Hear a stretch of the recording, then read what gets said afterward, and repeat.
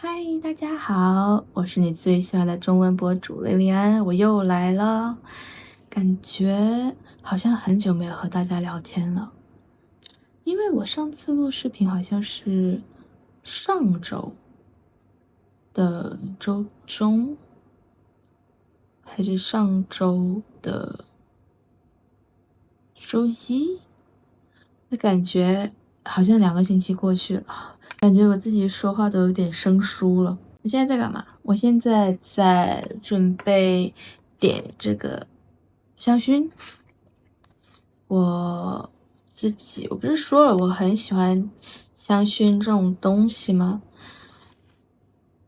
所以这个就是我上次说的那个藏香。其实我还喜欢点啥？点圣木，圣木也很好闻，但是圣木毕竟不是香，圣木它就只是根木头。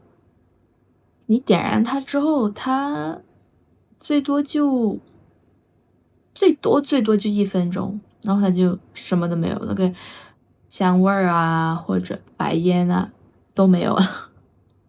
这个净化磁场啥的，玄学方面来讲，净化磁场啊什么的挺好的。圣木这个香我也很喜欢，但是我觉得圣木还是有点太呛了。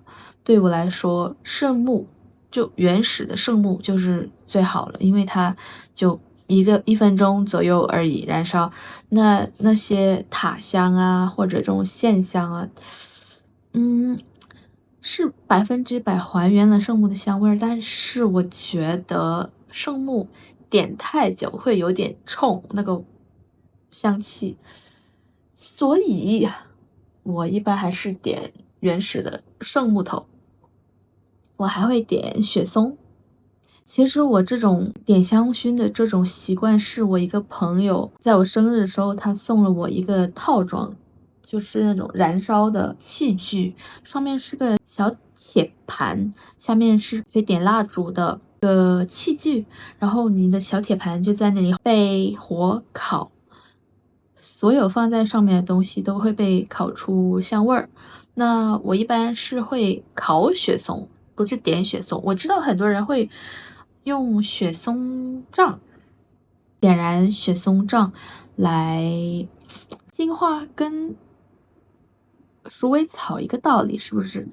那我一开始呢，因为我朋友怕我接受不了嘛，他就说推荐我先说烤，看喜不喜欢雪松的味道。因为一些人他可能接受不了雪松的味道嘛，那我 OK，那我就听他说的，我就放在小铁盘上面点火烤了雪松的味道。哎，我超喜欢这个味道，就很舒服，很舒服，感觉很舒缓，它又不会特别冲，又不会刺鼻。我很喜欢这个味道，它烤起来的味道。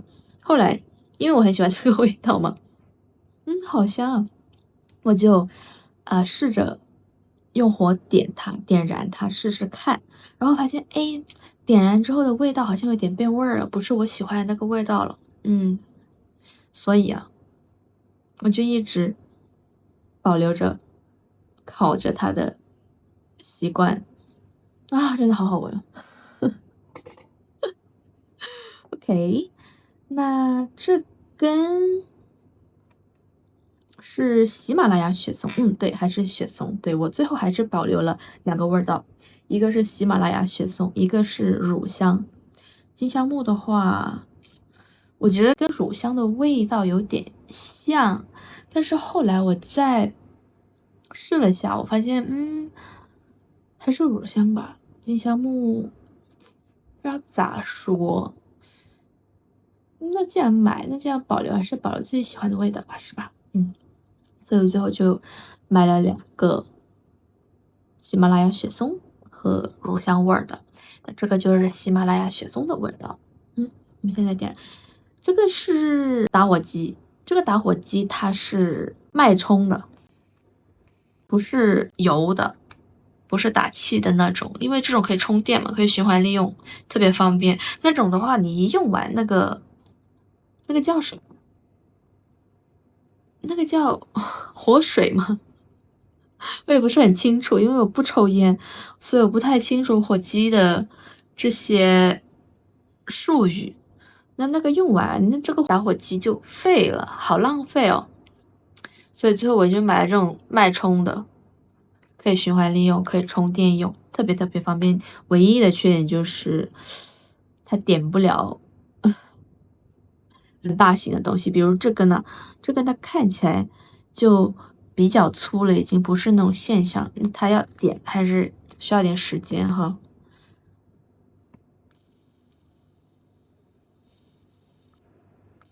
大家用这种东西的时候还是要小心，知道吗？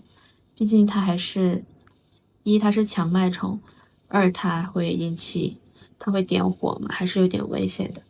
大家记得用火的时候要注意安全哈。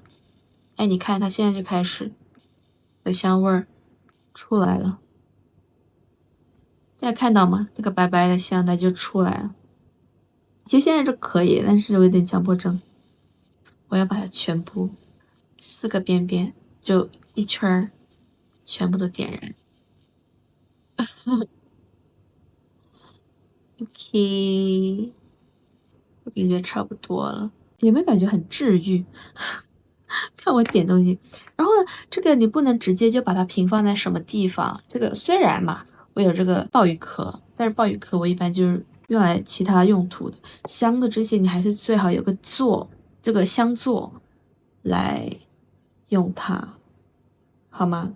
大家用所有东西都要注意安全哈，特别是有火的东西，一定要注意安全。OK，我就把它放这儿，可以吗？好像可以，就这样吧，就这样吧。这儿就放好喽。那我们继续来聊天。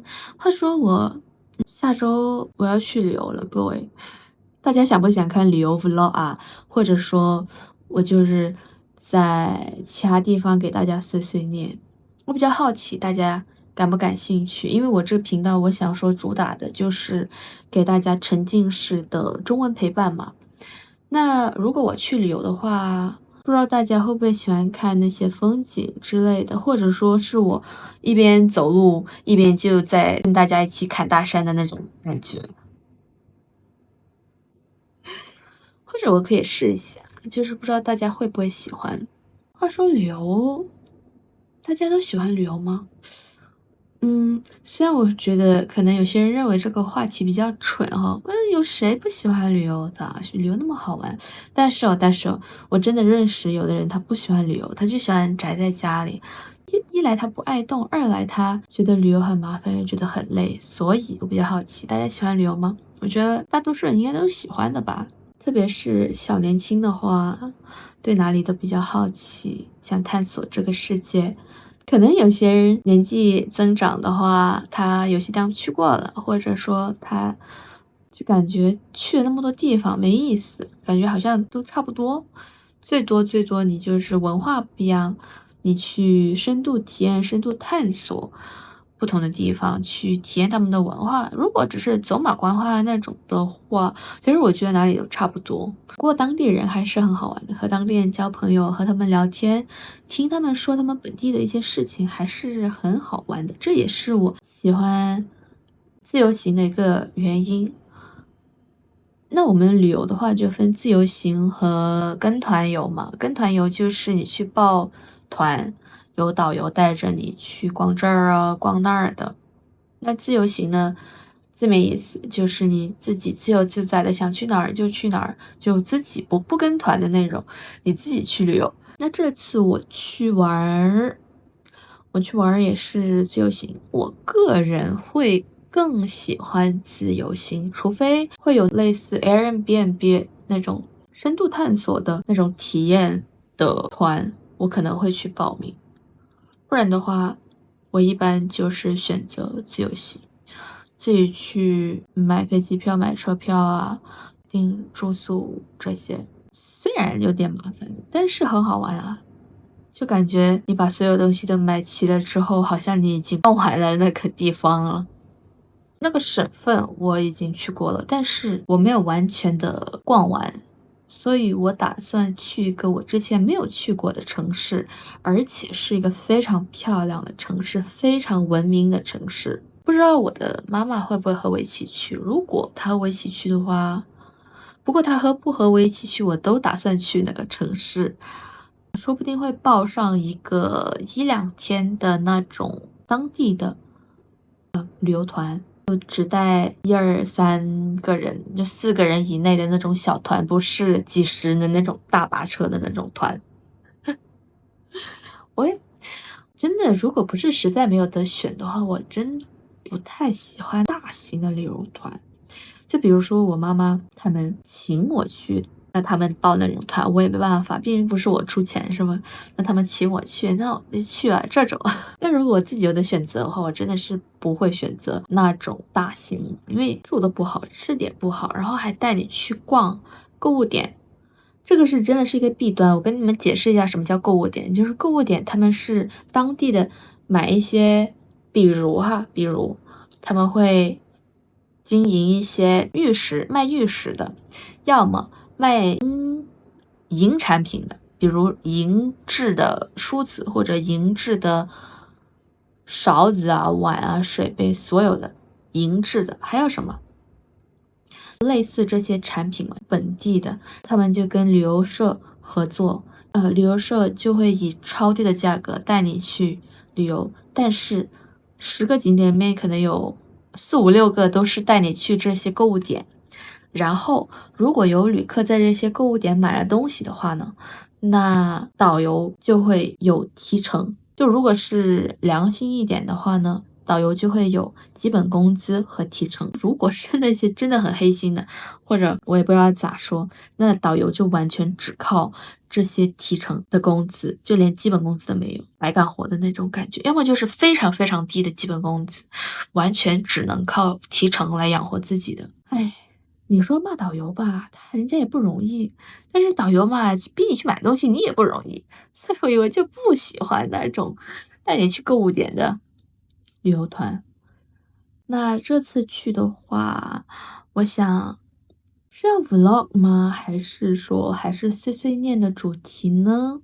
我需要思索一下，不然大家给我主意吧。你们喜欢什么方式去呈现？就是我想有2种方式，一种呢就是我坐在一个景点去跟大家聊天，也是坐着跟大家聊天形式，要么呢就是我一边走一边给大家看风景，然后一边讲解啊之类的，这种就类似 vlog 吧，我也不知道算不算 vlog。我已经太多年没有拍过 vlog，你知道，当你的兴趣爱好变成一种工作的时候，你就会觉得你的兴趣爱好变成了一种负担。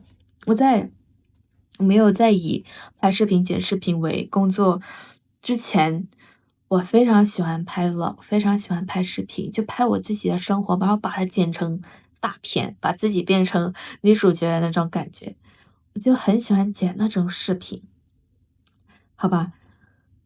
然后，当我的工作以做视频为主之后呢，啊，我的天，我觉得拍视频和剪视频变成一种负担，就再也提不起兴趣和找不到以前那种快乐了。你们知道，你们明白吗？以前我拍视频，我会很兴奋，我很开心，啊，我又可以剪视频了，我又可以做女主角。现在我提不起一点兴趣去拍任何的视频，去做 vlog。但是我觉得这次去旅游的那个地方非常漂亮，也很值得分享给大家去欣赏，所以我觉得我是会做去旅游地方做视频，但是以什么方式呈现，我暂时还不清楚，或者大家可以给我一些建议。大家还有什么话题或者想要了解的，也跟我说一下。哦，对，我去的那个地方是云南嘛，大家也知道云南最近。也不是最近，其实已经过了菌子的季节，它是5、6月份开始有菌子吃嘛。大家也知道云南的菌子非常好吃，非常鲜美，真的真的很好吃。你听见我说这么多真的，这真的很好吃，特别是有剧毒的那几种，就是好吃的。有毒也要继续吃的那种，你知道吗？就是比如牛肝菌，牛肝菌没有毒，牛肝菌挺好吃，牛肝菌是排行第二的好吃，排行第一的就是剑手青，它真的是剧毒。你看它是生的时候，你切开它，它过了一会儿它就变色了，变成了青黑色，就是那种你一看就知道它有剧毒的那种菌子。那我也不知道到底是谁去吃这第一个螃蟹，真的很神奇。这种有毒的东西，你说没有毒还好吧，有毒的、有剧毒的，吃了会死人的东西，居然被人做成了美食，我真的觉得好神奇啊！我第一次尝的时候，惊为天人。我的天啊！我从来没有吃过这么好吃的蘑菇，它嫩嫩的、脆脆的、香香的、滑滑的。就觉得这几个形容放在一个菌子上面，有点难以置信，有点很神奇。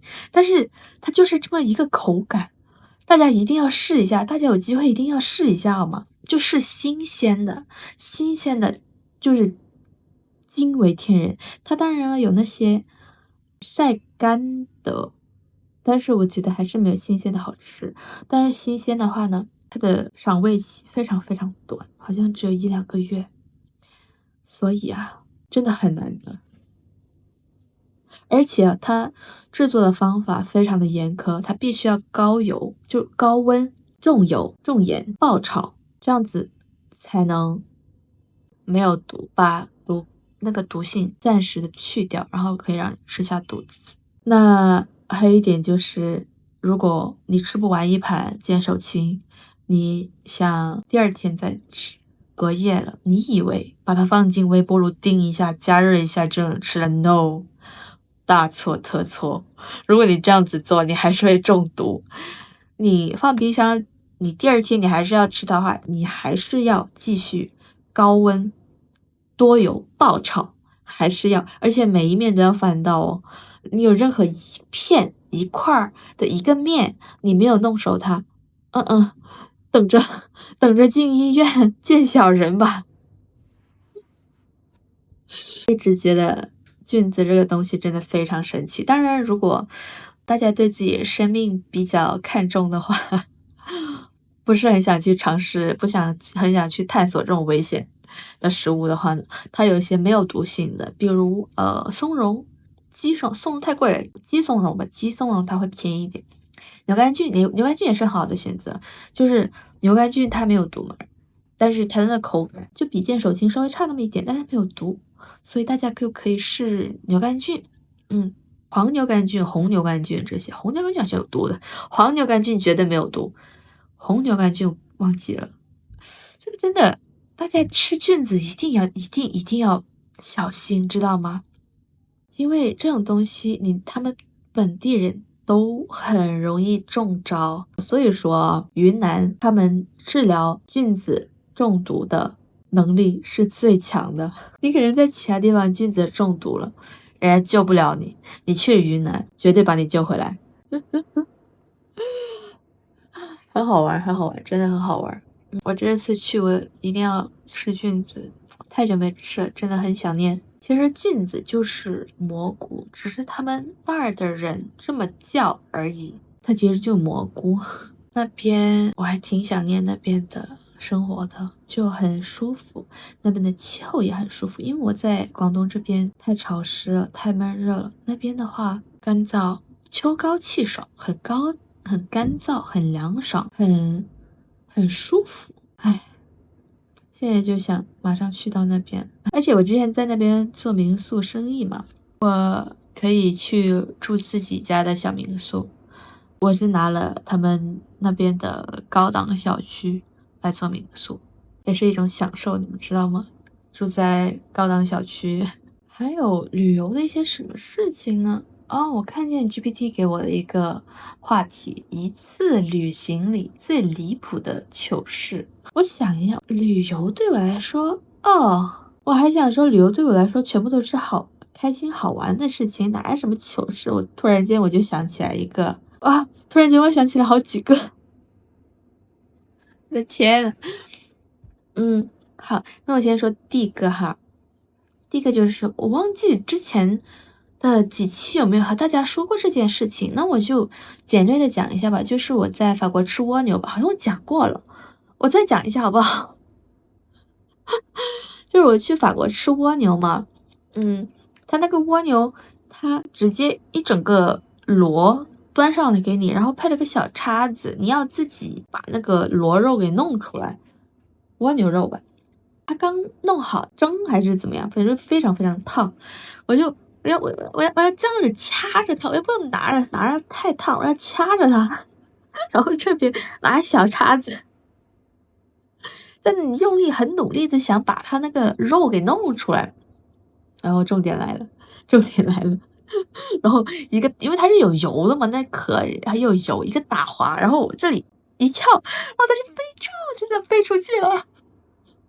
它就飞到对面，也不是对面，它那个餐厅是这样，它是左边有一排座椅，然后中间有很宽，然后右边又一排座椅，这样其实就是法国它最出名的那家平民餐厅，传统法餐平民餐厅，大家一搜就知道是哪一家了，就在巴黎，非常非常出名，每一天都爆棚，2欧一个蔬菜汤，超便宜。反正就是很出名，大家知道就行了。我那个蜗牛就它飞到我在这儿，它飞过长长的走道，然后飞到了对面的餐桌，那里有个我觉得像40-50岁的一个绅士，我不知道他是在嘲笑我还是怎么样，他好像当时在吃东西，吃那个牛排还是咋，他好像被我的蜗牛给惊到了，就一边在瞧，没有说话，一边在顶呱呱我，我要笑死了，我当时就笑出声了，你们知道吗？然后一直在，然后隔着长长的过道在朝他说 sorry，真的笑死了，好好笑。还有一个是我在济州岛，我会说韩语，但是就三脚猫那种日常交流的韩语。我跟我妈妈一起去他们的超市去买吃的，找遍了所有地方，没有找到换零钱的地方，因为他们的小推车是需要硬币弄出来的，大家应该知道。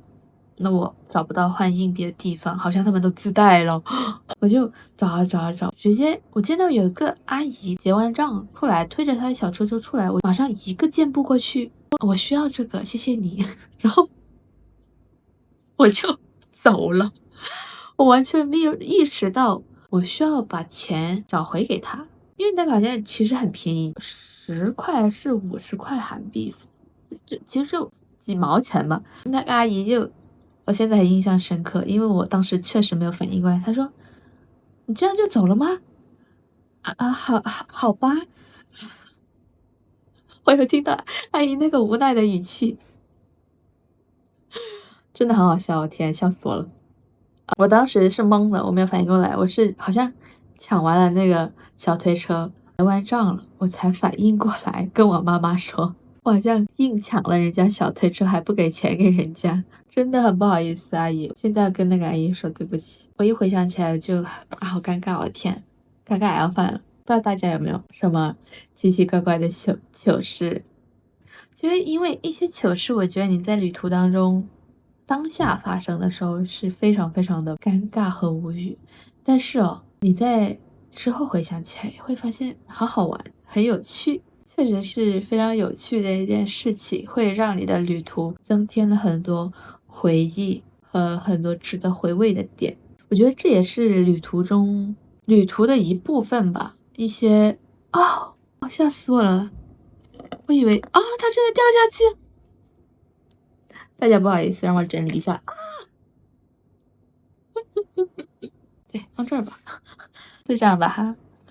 嗯，我说到哪儿？哦，我说旅途中很多意想不到的事情发生了，就有些人可能有些好事，就当时看来是坏事或者好事，我觉得什么都好。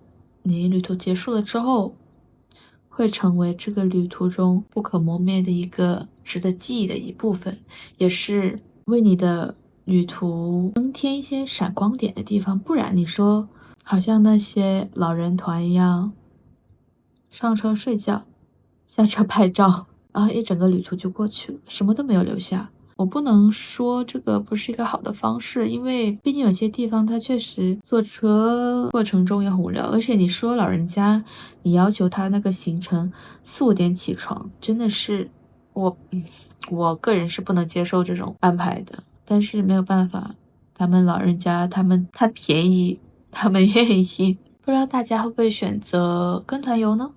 还是说自由行比较多呢？因为我发现虽然少，但是还是欧洲啊或者美洲的老人家比较多，确实是老人团去选择跟团比较多。我很少看见有小年轻选择跟团游诶，难道是因为跟我一个想法吗？到底是为什么呢？好神奇哦！因为我去欧洲旅游的时候，我有看见一些美国的游客，他们也是跟着导游旅游的。我在中国国内的话，一些大城市吧，上海啊这些地方也是会有外国的老人家跟着团，然后听着导游的讲解，这样子的比较多。我比较好奇外国的一些旅游的方式，因为据我所知，好像是自由行比较多，对吧？而且跟团是不是比较贵，在你们那边？然后可以选择的种类也比较少，是吗？嗯，非常好奇这个点，大家一定要跟我聊聊。哦，对了，说到糗事，大家你们旅游中有什么糗事，记得跟我分享。我觉得都是很可爱的一些事情，当时很尴尬，但是现在回想起来确实很好玩。大家有什么糗事记得跟我分享。我印象中我应该还有的，不止这2个，但是我一下子想不起来。等我下次想起来跟大家分享哈。现在差不多时间了，我今天，对了，忘记跟大家讲，今天其实我只打算讲个10分钟的一个主题的碎碎念，因为我不是说我想试一下不同时长的一些受众和受欢迎的程度嘛。那而且我这一周我在忙着另外一个频道的事情，我当时是想着是说10分钟左右，因为我看见有些10分钟的内容还挺有点击量的。那我下次来个10分钟的主题碎碎念，好吧？就是我会选择让 GPT 出一些话题给我，然后我就挑其中一个来跟大家说一下。我觉得这种其实应该可以分成很多期，就不同话题10分钟的话，那非常感谢大家今天又听了我碎碎念的一期，我也不知道我到底讲了些什么，但是我很开心我能够陪伴你30分钟，无论你是在打扫卫生，还是在通勤，还是在做什么事情都好，谢谢你愿意让我的声音来陪伴你，希望我们下次再见，你还会点进来我的视频，让我来继续陪伴你。那我们下期再见啦，拜拜。